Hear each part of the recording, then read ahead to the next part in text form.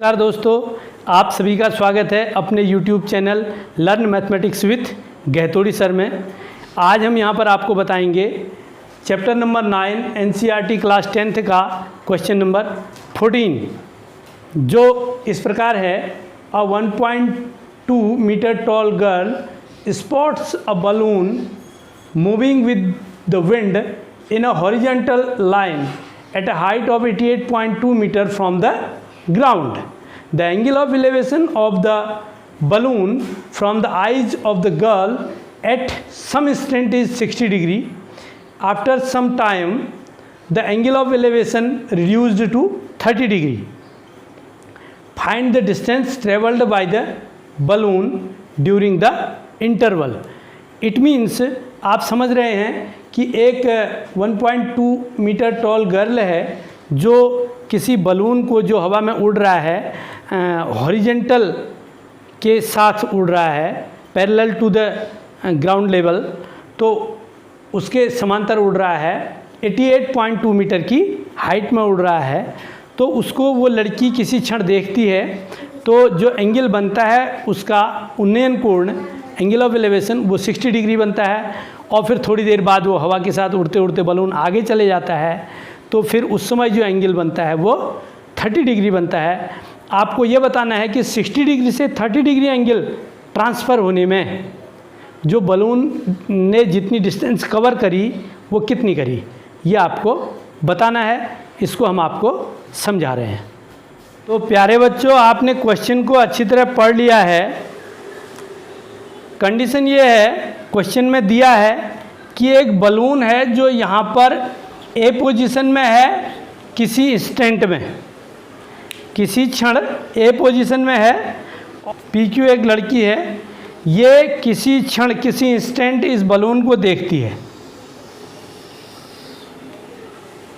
तो हॉरिजेंटल के साथ जो इसका उन्नयन कोण बनता है, एंगल ऑफ एलिवेशन बनता है, वो 60 डिग्री बन रहा है। और थोड़ी देर बाद ये लड़की देखती है ये बलून यहाँ हॉरिजेंटल लाइन में उड़ रहा है, क्षैतिज के समांतर उड़ रहा है। ये हमारा जो सतह है, ज़मीन है, इसके समांतर हॉरिजेंटली ये उड़ रहा है। और थोड़ी देर बाद ये बलून पहुंच जाता है यहाँ बी पोजीशन में। तो ये लड़की फिर देखती है बलून को, तो जो एंगल बनता है इसका बी पोजीशन में जब ये होता है, तो उस समय जो एंगल बनता है वो 30 डिग्री हो जाता है। तो हमको क्या बताना है कि बलून इतना एंगल 60 से 30 एंगल बनने में, ये मनोज कुमार अभी जुड़ रहे हैं, इतनी देर मत किया करो, टाइम से जुड़ा करो बेटा। इस ऑब्जर्वर के साइट एंगल को, विजन के एंगल को 60 से 30 होने में ये बलून ए से बी में पहुंच गया उड़ करके। तो ये डिस्टेंस ए बी निकालनी है आपको, एक्स जिसे मैं मान रहा हूँ, ये डिस्टेंस निकालनी है। तो हम क्या करेंगे, सबसे पहले जो ये लाइन है हॉरिजेंटल लाइन, यहाँ पर इसको पूरा बढ़ाएंगे और इसको परपेंडिकुलर लाइन डालेंगे ए से ज़मीन तक, और इसको हम कह दे रहे हैं ए एम। और बी से भी एक लाइन डालेंगे लंबवत, और इसको कह दे रहे हैं बी एन। और ध्यान दो ज़रा सा कि लड़की की आँख की साइड से जो क्षैतिज रेखा मैंने डाली है, वो इन दो लंब रेखाओं को बिंदु आर और एस में काटती है। तो हमें अगर एक्स निकालना है ए भी निकालना है, तो इसका मतलब है कि हमें आर एस निकालना है। ये ए बी और आर एस इक्वल हो जाएंगे। ठीक है बेटा। तो अब हमारे पास क्या है, देखो 1.2 मीटर ऊंची लड़की है, तो ये जो हमारा पी क्यू है ये 1.2 हो जाएगा। P Q is equal to 1.2 metre. इसका मतलब है कि एम आर भी 1.2 होगा, एम आर इक्वल टू भी 1.2 होगा, एंड ये एन एस भी 1.2 होगा, एन एस भी 1.2 मीटर होगा। यहाँ पर भी आप 1.2 लिख दीजिए और यहाँ पर भी आप 1.2 लिख दीजिए। ठीक है बच्चों, यह फिगर आप लोगों की समझ में आ गया होगा अच्छी तरह। सबसे पहले हम लेंगे triangle A R Q. A R Q में हमारे पास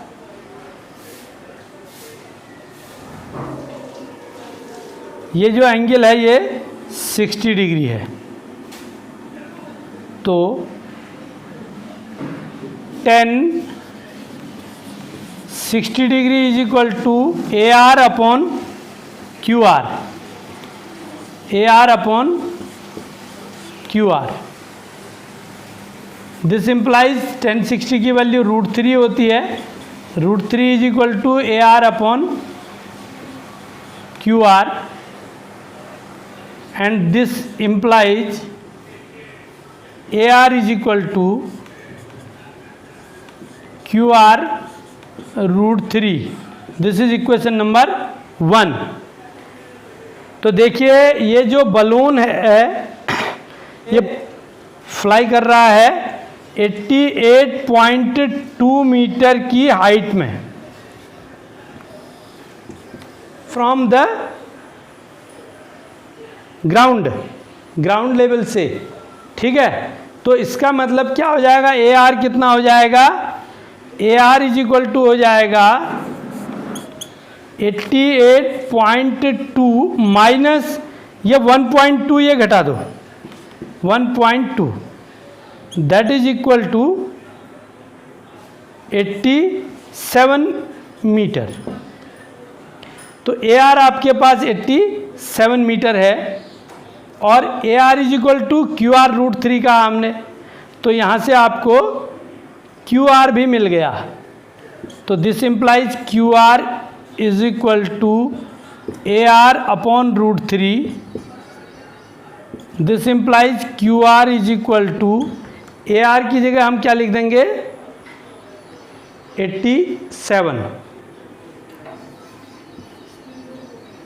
अपॉन √3 मीटर। यह आपका क्यू आर आ गया। अब हम दूसरा ट्रायंगल लेंगे। ये लड़की यहाँ से बी पोजीशन में देख रही है बलून को, तो जो एंगल बन रहा है वो 30 डिग्री बन रहा है। अब चूंकि ए आर अगर 87 है तो बी एस भी कितना होगा 87 होगा, सीधी बात है। तो अब हम लेंगे triangle B S Q. B S Q में इस ट्रायंगल में क्या होगा, देखो बेटा, B S upon Q S is equal to 30 degree.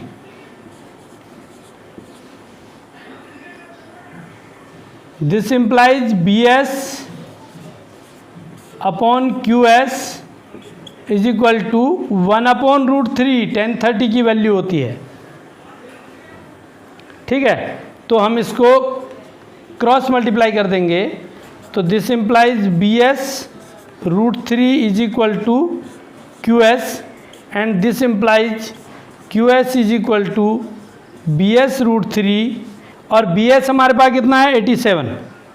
This implies Q S is equal to 87 √3 metre. तो बच्चों यहाँ पर हमें क्या निकालना है, the distance travelled by the balloon in this interval. इतनी देर में, जितनी देर में एंगल 60 से 30 हो जाता है, इतनी देर में जो डिस्टेंस है बलून ने वो कितनी ट्रेवल करी, वो जो डिस्टेंस x ट्रेवल करी है वो निकालनी है। तो हम कहेंगे A B is equal to X is equal to R S, देखो एक्स किसके बराबर होगा, आर एस के बराबर होगा, is equal to R S किसके बराबर होगा, Q S minus Q R, Q S minus Q R के बराबर होगा। And this is equal to Q S है आपका 87√3 माइनस क्यू आर है आपका 87/√3। तो अब आप इसको सॉल्व कर लेंगे तो यह आ गया 87 into √3 into √3 minus 87/√3। This implies 87 into 3 minus 87/√3। तो यह आया 87 इंटू 3 माइनस 87/√3। 87 इंटू 3 261 माइनस 87/√3, यह आ गया 174/√3। और जो डिनोमिनेटर है वो रेशनलाइज करना है हमें, तो हम क्या करेंगे, √3 से ऊपर नीचे मल्टीप्लाई कर देंगे तो हमारे पास आ गया 174√3/3। और जिसको हमने सॉल्व कर दिया तो हमारे पास आ गया 58√3 मीटर। तो जो बलून है वो इतने टाइम इंटरवल में जितने में कि इसका एंगल 60 से 30 हो जाता है, वो हॉरिजेंटल में ए से बी में जो पहुंचता है 58√3 मीटर की डिस्टेंस को कवर करता है। Thank you. अगर आप लोगों को ये अच्छा लगा तो आप इसको ज़रूर लाइक करिए और इसमें कमेंट भी करिए और अधिक से अधिक दोस्तों के बीच में इसे शेयर करिए। और चैनल में यदि आप नए हैं तो चैनल को सब्सक्राइब ज़रूर करें। Thank you.